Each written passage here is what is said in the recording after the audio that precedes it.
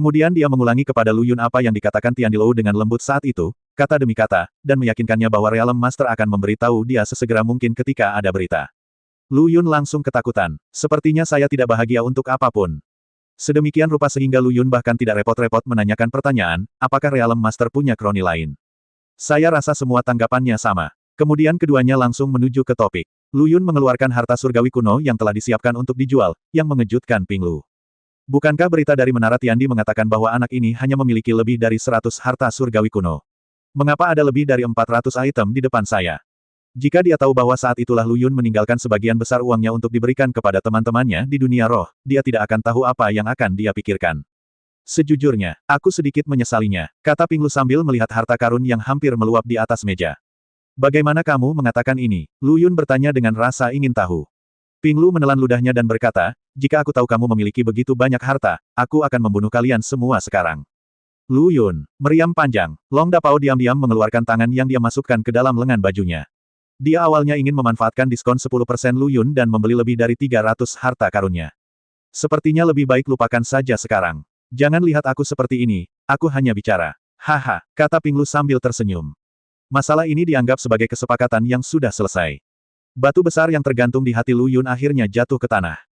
Mereka bertiga tidak perlu lagi tinggal di sini, jadi mereka pamit dan pergi.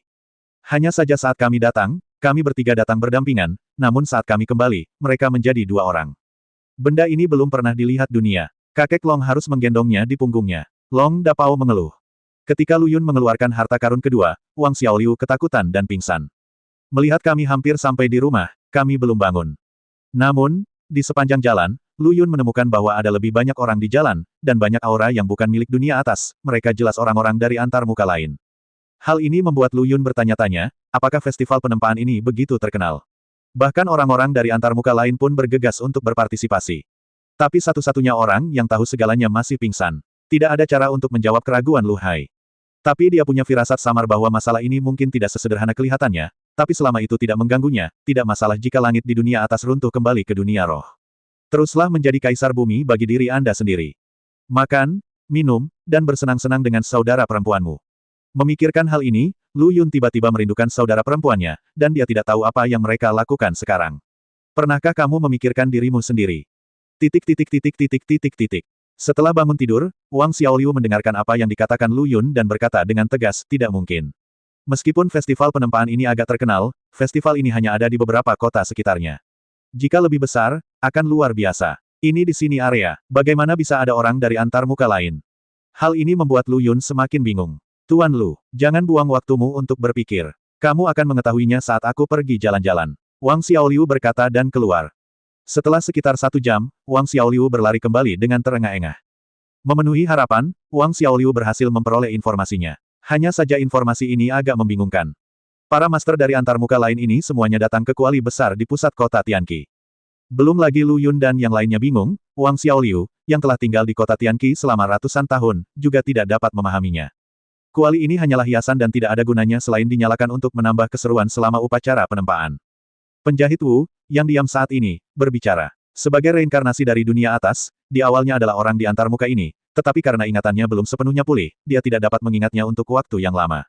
Seringkali yang diperlukan adalah menyentuh adegan itu dan membangkitkan emosi. Saya harus tahu apa yang terjadi. Penjahit Wu menarik perhatian semua orang di ruangan itu dengan satu kalimat. Jika ingatanku benar, tempat ini dulunya adalah gunung berapi aktif. Setiap kali meletus, semua kehidupan dalam jarak 1000 mil musnah. Untuk alasan ini, Dewa Api dari surga kuno membangun kuali besar untuk menekan gunung berapi. Lu Yun berkata dengan ekspresi aneh, menurutmu, yang kita injak sekarang adalah gunung berapi. Seperti itulah rupanya, kata penjahit Wu. Tapi ini tidak masuk akal. Dengan begitu banyak orang yang datang dari antar muka lain sekaligus, alam atas pasti menyadarinya, tapi mereka tidak menyadarinya. Ini menunjukkan bahwa mereka telah merencanakannya sejak lama dan mencapai tingkat atas, dunia dari antar muka mereka sendiri secara berkelompok. Tapi kamu bilang padaku bahwa alasan mereka sengaja datang ke sini adalah untuk meledakkan gunung berapi aktif. Bukankah ini sakit? Ini seperti menciptakan petasan hanya untuk meledakkan tangki septik. Lu Yun mengungkapkan tebakannya. Ada kemungkinan lain. Penjahit Wu berkata, alasan mengapa gunung berapi aktif sering meletus pada saat itu adalah karena harta surga dan bumi akan diambil dari gunung berapi aktif, yang menyerap energi spiritual dalam jumlah besar, menyebabkan energi spiritual di dalam menjadi sangat tidak stabil, menyebabkan letusan gunung berapi. Antarmuka itu telah ditata dengan susah payah selama bertahun-tahun, mungkin demi harta alam dan duniawi ini. Sekarang setelah harta alam dan duniawi sudah matang, mereka siap untuk mengambil tindakan. Lu Yun mengangguk dan berkata, jika kamu memikirkannya seperti ini, maka segala sesuatu sebelumnya akan masuk akal. Harta surga dan bumi ini telah dipelihara selama puluhan ribu tahun. Terlepas dari fungsinya, nilainya bahkan lebih besar daripada gabungan harta karun yang kita semua bawa dari surga kuno. Begitu penjahit Wu mengucapkan kata-kata ini, semua orang di ruangan itu tidak bisa duduk diam. Saudara Lu, bisakah kita melewati air berlumpur ini? Long Da Pao berkata dengan penuh semangat. Lu Yun tersenyum pahit, kakak Pao besar. Dengan penampilanmu, bukankah jawabannya sudah tertulis di wajahmu? Haha, saudaraku, kamu mengerti aku. Long Da Pao menengadah ke langit dan tertawa. Aku, Sun, menuruti semua yang dikatakan Kaisar Iblis. Sun Lai menggaruk rambut di pelipisnya dan berkata, dengan semangat juang yang tak bisa disembunyikan di matanya. Tapi pertanyaannya adalah dari mana kita mulai? Kata-kata Long Ying seperti seember air dingin yang dituangkan ke kepala semua orang. Ya, mereka tidak bisa begitu saja mengajak seseorang di jalan dan mengajukan pertanyaan di antar muka lain. Katakan, apa rencanamu? Jika kamu tidak memberitahuku, aku akan membunuhmu. Ini terlalu bodoh. Selain itu, semua orang di antar muka lain mengetahui masalah ini, jadi bukankah pasukan veteran yang awalnya tinggal di kota kiamat mengetahuinya? Secara lebih luas, bukankah mereka membangun kota kiamat dengan kuali besar ini sebagai pusatnya untuk mempersiapkan apa yang akan terjadi? Mereka juga pasti bersembunyi di balik bayang-bayang saat ini, ingin sekali memata-matai segalanya. Di saat semua orang saling menatap, tidak bisa berbuat apa-apa. Ada ketukan di pintu halaman. Lu Yun dan yang lainnya bertanya-tanya, siapa yang akan datang ke pintu sekarang? Membuka pintu, seorang gadis mengenakan gaun ungu dengan 2 ekor kuda di kepalanya berdiri di luar pintu. Jika bukan karena senyuman jahatnya yang ikonik, Lu Yun hampir tidak menyadari bahwa ini adalah Ping Lu dari Dirty Street. Dibandingkan dengan tampilan mengantuk sebelumnya, dia sedikit lebih lincah dan energi saat ini. Itu membuat wajahnya yang halus terlihat lebih halus, seperti peri bunga yang membawa kehidupan ke dunia. Ahem, mata Long Yan seperti belati saat dia menatap semua pria yang hadir, kecuali tentu saja Sun Lai. Lu Yun menjilat lidahnya dan memperkenalkan Ping Lu melalui pintu. Dia berkata sambil tersenyum, bukankah kita baru saja bertemu? Ping yang cantik, sekarang kamu datang mengunjungi kami lagi. Apakah kamu merindukanku lagi? Tidak ada yang bisa saya lakukan, Lu Yun memiliki mulut yang tidak bisa dia tahan setiap kali dia bertemu dengan seorang wanita muda yang cantik. Kadang-kadang dia sangat tertekan mengapa mulutnya begitu banyak bicara. Berhenti melakukan ini. Ping Lu melirik ke arah Lu Yun dan melanjutkan, saya kira Anda juga menemukan bahwa ada sesuatu yang tidak normal di jalanan kota Tianqi. Apakah Anda tidak penasaran sama sekali? Ada begitu banyak antarmuka lain sekaligus orang-orang. Lu Yun memandang Ping Lu dengan ekspresi aneh di wajahnya, yang membuat hatinya bergetar. Kenapa kamu menatapku seperti itu? Apakah ada sesuatu di wajahku? Lu Yun menggelengkan kepalanya dan berkata, kamu khawatir bukan cacing gelang yang ada di perutku. Kami mengkhawatirkan hal ini. Cacing gelang. Apa itu cacing gelang? Bisakah dimakan? Ping Lu bertanya dengan rasa ingin tahu. Lu Yun tiba-tiba lupa bahwa orang-orang di dunia atas ini tidak memiliki konsep parasit sama sekali.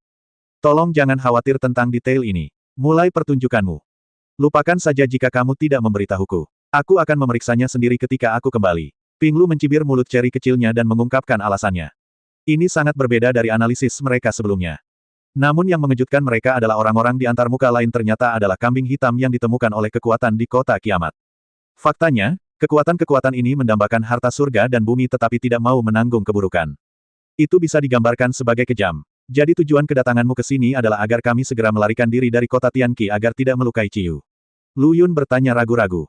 Ping Lu menggelengkan kepalanya dan berkata, itu tidak benar. Meskipun kekuatanmu memang tidak sebaik itu. Namun fakta bahwa kamu dapat mengeluarkan begitu banyak harta dari istana surga kuno setidaknya menunjukkan bahwa kamu memiliki kecepatan atau metode melarikan diri yang lain tidak bisa menandinginya. Jadi saya harap Anda bisa bekerja sama dengan Zongji. Kami akan memberikan informasi dan perlindungan keamanan. Jika perlu, Anda bisa mengambil tindakan dan melarikan diri dengan harta langit dan bumi. Bagaimana kalau kita membaginya 50-50? Jika dia ingin berpartisipasi dalam masalah ini, maka Lu Yun tidak punya pilihan. Anda hanya dapat bekerja sama dengan Dirty Street. Melihat keraguan-raguan Lu Yun, Ping Lu melanjutkan, wajar jika kamu tidak mempercayaiku. Lagi pula, kamu pernah ditipu oleh adikku sebelumnya. Aku takut padamu. Aku mengerti. Tapi tolong percayalah, aku berbeda dengan adikku. Selama kamu mau, aku bisa menggunakan diriku sebagai jaminan. Lu Yun juga bingung, kapan dia berhenti mempercayainya. Aku hanya teralihkan sebentar, kenapa aku membuat keributan seperti itu? Tetapi ketika Ping Lu mengatakan ini, Lu Yun harus memikirkannya, lagi pula, dia tidak sendirian sekarang, dia memiliki pasangan seperti itu di sisinya. Jika dia mudah diajak bicara sendiri, bagaimana jika dia ditipu? Meskipun Lu Yun berada di puncak alam roh surgawi, sejauh menyangkut gerak kakinya, bahkan kesempurnaan agung alam abadi surgawi tidak dapat melakukan apapun padanya. Sambil membalikkan tangannya, Lu Yun menemukan ramuan hitam di tangannya. Ramuan ini adalah ramuan beracun. Jika kamu tidak mendapatkan penawarnya dalam waktu 1 tahun setelah meminumnya, kamu akan diracuni dan mati, dan 7 lubangmu akan berdarah, sampai mati. Jika kamu berani memakannya, maka kerjasama kita akan lengkap. Sebelum Lu Yun selesai berbicara, Ping Lu mengambil ramuan itu dan memasukkannya ke dalam mulutnya. Tidak apa-apa sekarang. Ping Lu menjilat bibirnya dan berkata dengan heran, meskipun itu racun, tapi enak. Biji coklat tidak enak, kata Lu Yun sambil mengambil satu lagi dan melemparkannya langsung ke mulutnya. Jelas sekali bahwa Lu Yun baru saja menguji Ping Lu, dan pihak lain juga memberinya lembar jawaban yang sempurna. Biji coklat, apa itu? Ping Lu berkata dengan mata berbinar. Hai, Ping Lu ini bukan hanya seorang tas nakal yang eksentrik tetapi juga seorang pecinta kuliner yang rakus. Kedua pihak mencapai kesepakatan, dan Ping Lu juga mengambil sekantong besar biji coklat dari Lu Yun dan pergi dengan puas. Apakah dia dapat diandalkan? Long Ying berkata dengan cemas. Lu Yun mengangguk dengan tegas, semakin ceroboh dan ceroboh orang-orang ini, semakin mereka dapat dipercaya. Sebaliknya, mereka yang berbicara dengan tegas adalah mereka yang paling suka menusuk orang dari belakang.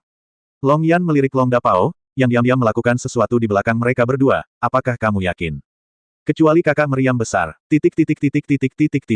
Saat ini, kota kiamat penuh dengan para ahli. Semua hotel, restoran, dan perumahan di kota ini penuh pada malam hari, jalanan dan gang dipenuhi orang-orang yang duduk di tanah untuk beristirahat.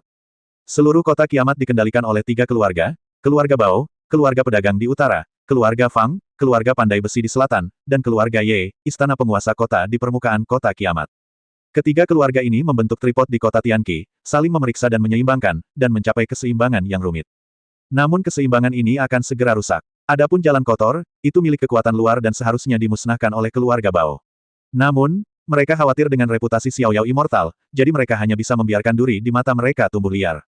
Saat itu sudah larut malam, namun arus bawah kota kiamat masih sangat ramai. Sekilas, hampir tidak ada toko yang lampunya dimatikan di seluruh jalan. Sekelompok orang berpakaian biru dan kuning mendatangi pintu rumah Bao dan mengetuk pintu.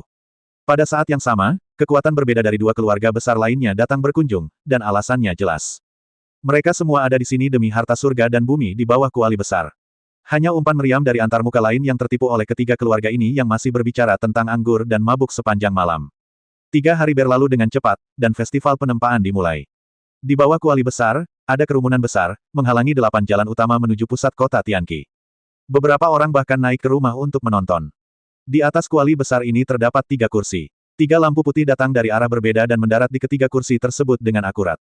Diurutkan dari kiri ke kanan adalah Fang Su, kepala keluarga Fang, Ye Wudi, kepala keluarga Ye, dan Bao Fang, kepala keluarga Bao. Ketiganya berada di alam surgawi, dan di antara mereka, Ye Wudi bahkan telah melangkah ke tahap tengah alam surgawi. Ketiganya bertemu dan tersenyum munafik satu sama lain.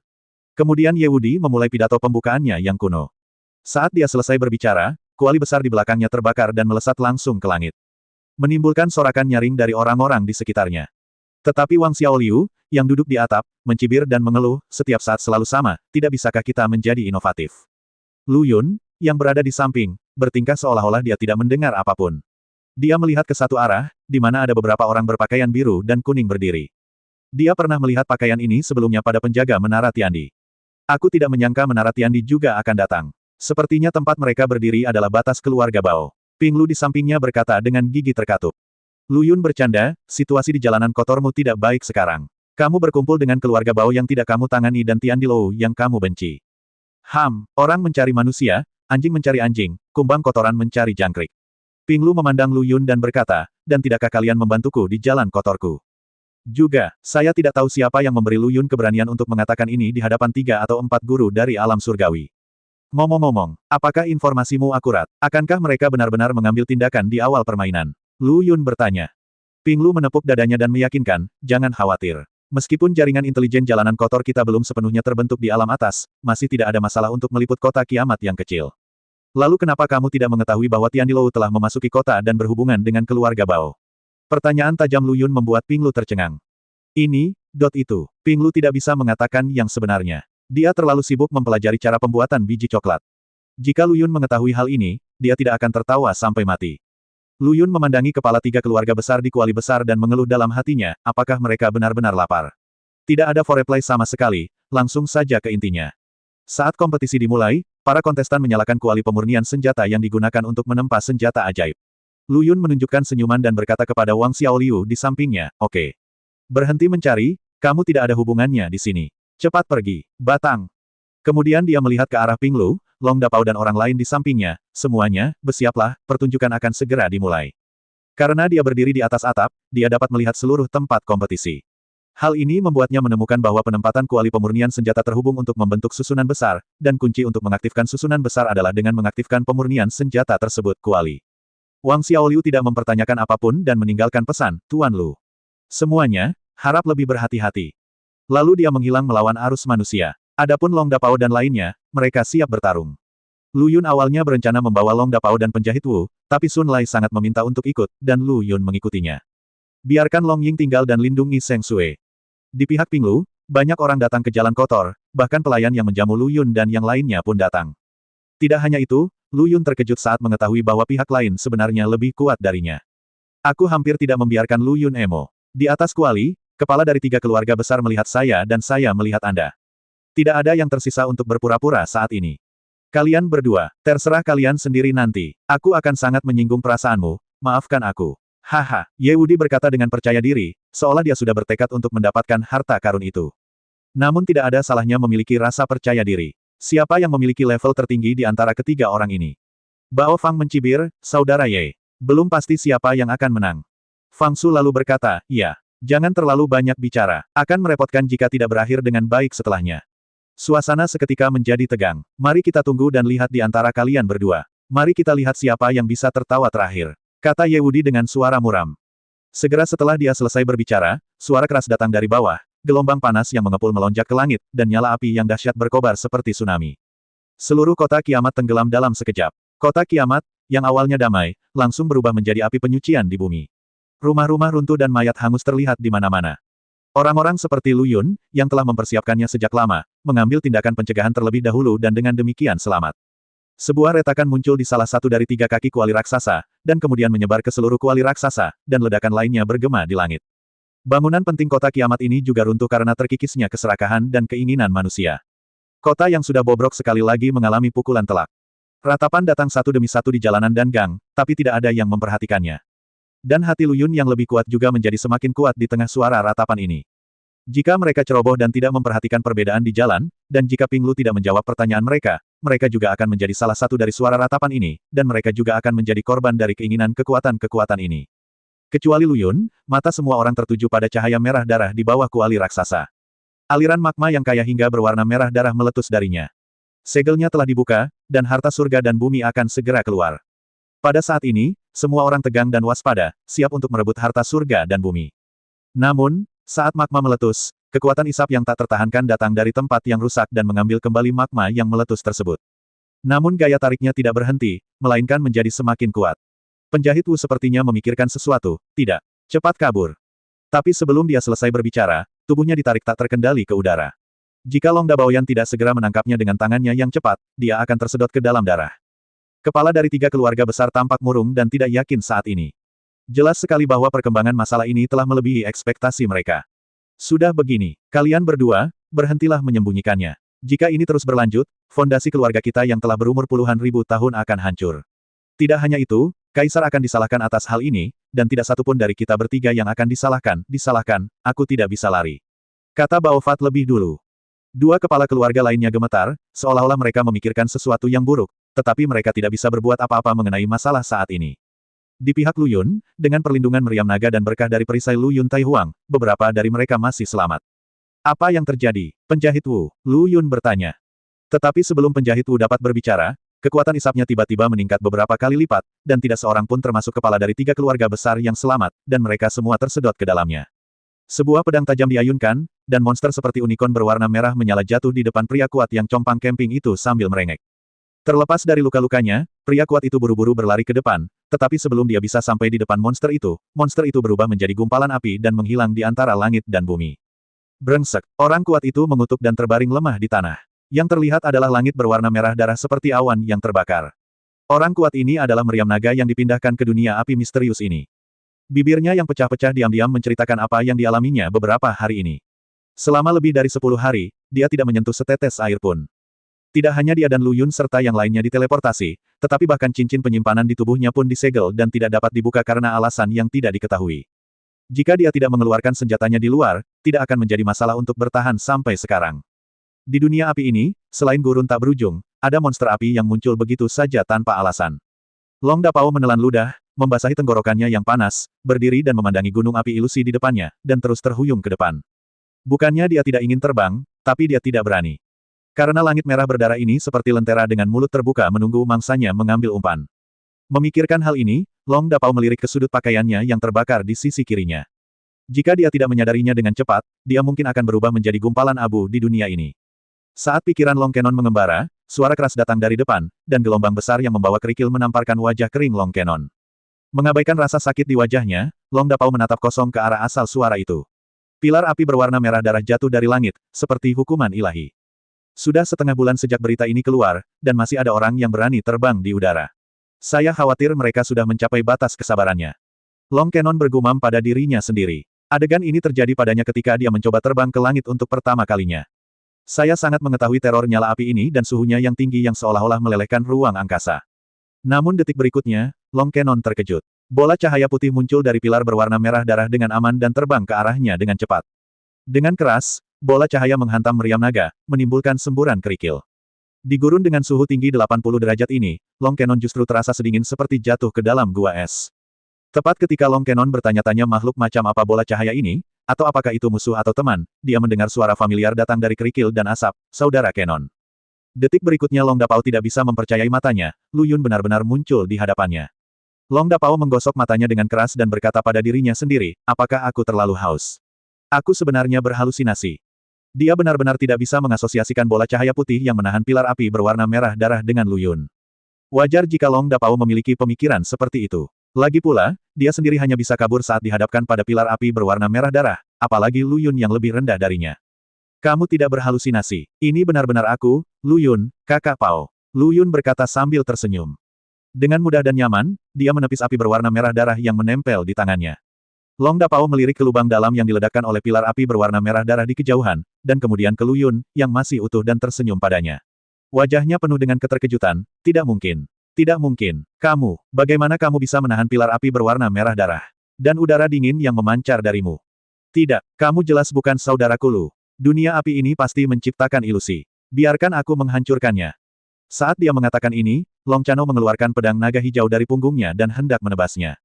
Lu Yun tidak menunjukkan keterkejutan apapun saat melihat ini, berpikir, mengapa semua orang bereaksi seperti ini saat melihatnya. Sun Lai dan Ping Lu seperti ini saat pertama kali bertemu, dan Lu Yun sudah terbiasa. Bukankah hanya sekedar bisa menahan tiang api yang jatuh dari langit? Apa yang diributkan? Benar-benar. Pertandingan Versailles yang tepat. Saudara Big Pao, saat kita berada di jalan kotor, apakah kamu menghabiskan 50.000 batu roh untuk membeli album foto wanita cantik dari dunia atas? Lu Yun berkata sambil tersenyum jahat. Mendengar ini, Long Dapao membeku dan berkata, sialan. Kamu benar-benar saudaraku Lu. Hah, itu tidak benar. Alammu saat ini masih di puncak alam roh surgawi, kenapa kamu bisa terbang bebas? Kata Long Dapao dengan wajah bingung. Tapi adegan selanjutnya merenggut nyawa Long Kenon selama setahun penuh. Lu Yun membalikkan tangannya, dan kantong air muncul di tangannya. Brengsek, brengsek, brengsek, kamu sebenarnya bisa menggunakan cincin penyimpanan. Lu Yun melemparkan kantong air dan berkata, oke, oke. Hentikan, lihat betapa kering dan pecah-pecahnya bibirmu, cepat minum air. Lu Yun kemudian memberitahu Zhang Dapao tentang dia menjadi serangga humanoid. Saat dia dipindahkan ke dunia api, dia juga bingung. Dan kebetulan sekali, kebetulan ada seorang penguasa alam abadi surgawi di sebelahnya yang berteleportasi ke menara langit dan bumi bersamanya. Dia langsung menuju Lu Yun untuk membunuhnya, dan Lu Yun tanpa sadar lari. Begitu dia terbang, pilar api berwarna merah darah jatuh dari langit. Lu Yun mengira perhatiannya sepenuhnya tertuju pada pria di menara Tiandi, dan dia sama sekali tidak memperhatikan langit. Dipukul oleh pilar api berwarna merah darah ini, Lu Yun mengira dia akan menjadi dingin, tetapi dia menyadari bahwa dia baik-baik saja. Api putih keperakan di sekelilingnya memblokir semua api berwarna merah darah, kecuali langit dan bumi berada di tanah. Separuh tubuh orang itu terbakar oleh pilar api berwarna merah darah. Alasan mendasarnya adalah dia memiliki nyala api yang bahkan lebih dahsyat dari nyala api berwarna merah darah, api neraka. Oleh karena itu, semua hukum dan batasan dunia api ini hanyalah hiasan bagi Lu Yun. Kalau senang, menuruti saja. Kalau tidak senang, dia brengsek. Sialan, kamu luar biasa, saudara Lu, maka kamu tidak bisa berjalan menyamping di dunia api ini. Kata Long Dapao dengan mata dipenuhi bintang-bintang kecil. Saudara Big Cannon, jangan bilang berjalan ke samping, berjalan tegak atau berbaring tidak masalah. Di mata Luyun, dunia api yang membuat pusing semua orang ini hampir sama dengan dunia yang dia ciptakan. Benar, Saudara Dapao. Jika kamu terus berjalan selama sehari, kamu mungkin akan bertemu Sun Lai dan yang lainnya. Luyun berkata sambil mengeluarkan 3 kantong air lagi dari cincin penyimpanan dan menyerahkannya kepada Long Dapao. Long Dapao mengambil kantong air dengan keraguan di wajahnya, dan berkata dengan nada tidak senang, Saudara Lu, tidakkah kamu ingin berakting denganku? Apakah kamu takut aku akan tertunda jika aku melepas pakaianku? Luyun menggelengkan kepalanya dan berkata, bagaimana mungkin? Kakak meriam besar, kita telah melalui hidup dan mati bersama berkali-kali, bagaimana mungkin aku tidak menyukaimu? Apa ini, Saudara Lu? Long Dapao menjabat kantong air di tangannya. Luyun terkekeh dan berkata, aku akan mengambil uangnya. Ambil uang. Sebelum Long Cannon bisa berbelok di tikungan, Luyun langsung menuju ke kejauhan dengan pilar api berwarna merah darah. Seorang pria yang mengenakan pakaian keluarga Fang jatuh ke tanah dengan bekas luka yang mengerikan di tubuhnya. Kekuatan fisiknya telah mencapai batasnya. Setelah kerja keras terus-menerus dan fakta bahwa dia tidak minum air selama lebih dari 10 hari, untuk orang seperti dia yang berada di puncak alam roh surgawi, tubuhnya telah diregangkan hingga batasnya. Tiba-tiba, seolah dia sedang berhalusinasi, perasaan sejuk menetes di bibirnya yang pecah-pecah, dan dia tidak bisa menahan diri untuk tidak menjilatnya dengan lidahnya. Ini semua terlalu familiar, dan hal yang dia rindukan siang dan malam, air, perlahan mengalir ke mulutnya. Dia tersenyum pahit, dia bisa mendapatkan ilusi seperti itu sebelum dia mati. Tetapi ketika dia berpikir untuk meneguknya, dia menemukan bahwa airnya sangat kering. Tiba-tiba dia membuka matanya, dan helaian pasir hisap perlahan mengalir ke mulutnya.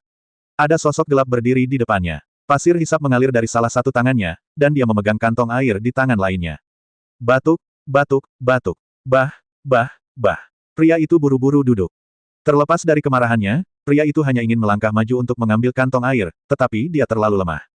Aku menyelamatkan hidupmu dan kamu bahkan tidak mengucapkan terima kasih. Kamu benar-benar ingin mengambil kantong airku. Teriak Suke. Saudara Tiandilou ini, tolong, beri aku seteguk air. Aku anggota keluarga Fang, dan aku pasti akan membalas budimu setelah aku keluar.